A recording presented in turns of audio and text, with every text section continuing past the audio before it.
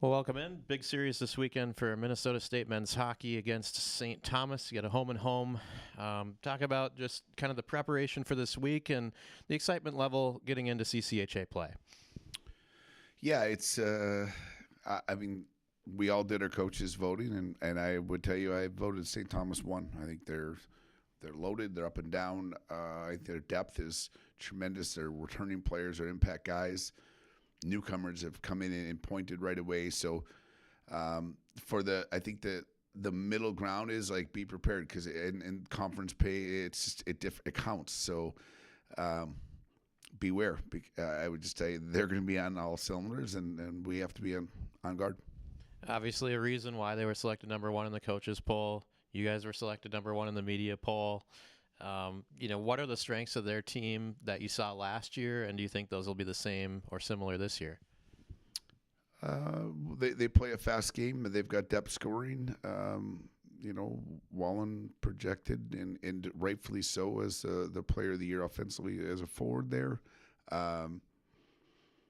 Their decor only got better, and Trotter has been in net, and both of them are really complimentary goalies to successful guys. So I think their crew is very deep and stable. So we've just got to understand your opponent, but at the same time, we got to keep making our game count as well. Yeah, focusing on your game early this week, what were a couple of things that you wanted to make sure to clean up after that RPI series, despite playing pretty well overall and getting 2 wins? Yeah, just tighter. We know we can play faster, tighter. The game's inches. It's not zone. So we got to be inside of a zone. We got to be tighter and tighter, and just I would tell you, like in an opponent setting, you give St. Thomas a crack in the door, they're able to run through it. So, but we also we've got a lot to. We're trying to get some guys back into play time and understanding where the lineup could be or might not be. But we're not quite there to make determinations on that yet. But so you're trying to work some guys back in as well. Open it up with some medium questions. If you have a question, raise your hand or make yourself known. Don Westfall. Coach, the 5-on-5 scoring at this point, I know we talked about it last weekend. Is it more of an anomaly, do you think, or is it becoming even maybe more of a concern at this point? Good question. I think there's two. If we weren't getting scoring chances, I would be panicked. So that part is not part of the issue. I do think we've got to understand that moment of truth, 5-on-5. You want to score more, get to the net more. There's got to be a little bit harder. I have no problem with us making the extra play at all.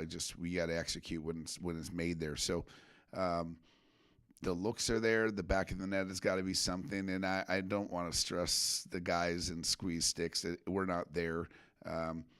As long as we continue, I think we've got to work harder off the puck to make sure that when we're around it, we're just better at it. And we're getting better at it, but we haven't got to where we want to get to yet. Mitch Vosberg. Hey Luke, so the news came today. What do you guys know about the Swiss national team and just kind of what's the excitement for playing a group like that right before they go for World Juniors?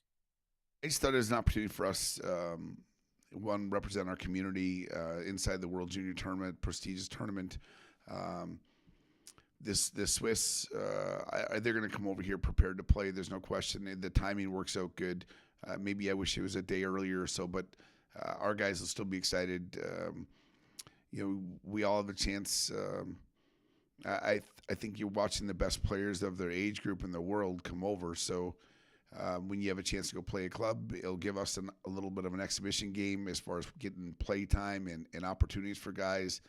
And at that moment of our semester, we'll be out of school. We can focus for a couple of days because right when we get back, we're playing again. So it leads us into maybe the second half with a little bit of shot in the arm.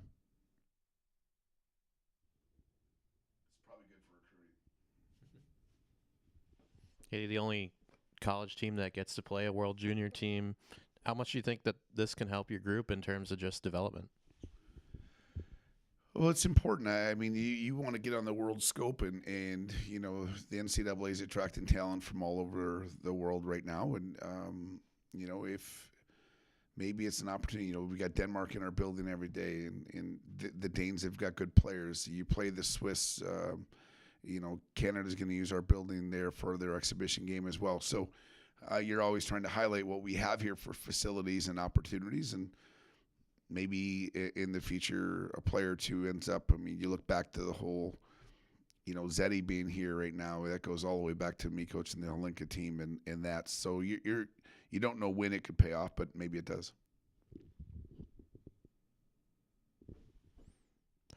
I'll ask you about Mersey. Gets Player of the Week on the defensive side this week, and I think fans see his skating ability week after week. You know, how did that develop in terms of when you first saw him? Did you see that skating ability right away? Yeah, if you go back through Mersey's numbers, like in junior hockey, they weren't saying I'm an offensive threat. But I think there was also a growth in his game as far as strength. His mind has always been there for the offensive side. His awareness is really high on that side of things. I don't think people give him enough credit for being as dependable, sturdy, reliable player as he is. A lot of guys see like his stick and his blue line play is impressive at times. There's no question, but he plays a winning hockey game, and that even though you're going to point, you're going to be put in situations to play winning hockey, and I think it coincided a little bit, maybe with his partner change up there with playing with Ralphie again was usually a good combination. He knows that they've got one's got each other's back all the time in all three zones. I was going to ask you about Ralph's next. He doesn't get the awards as much because you don't see him on the score sheet every night, but at the same time, he's kind of the guy that's making all the right plays, right? I would take Ralph Brigmanis at any level I coached anytime. Very underrated. His defending ability, his sharpness about being hard to play against is so high. Ultra competitor, just that warrior side of him, and he's gone out and no one's talked about him running the second power play, and all they've done is score more since he's got there. So it's one of those. He's not a score sheet guy, but he's a winner guy, and you know, we've had a chance to celebrate a cup together once, and I can tell you there's a reason he's here, and that's to win. He's a winner. Other questions for Coach? Mitch? Luke, you're 6 games in the season so far. Is there anything going on so far that surprised you with this group in a good way? A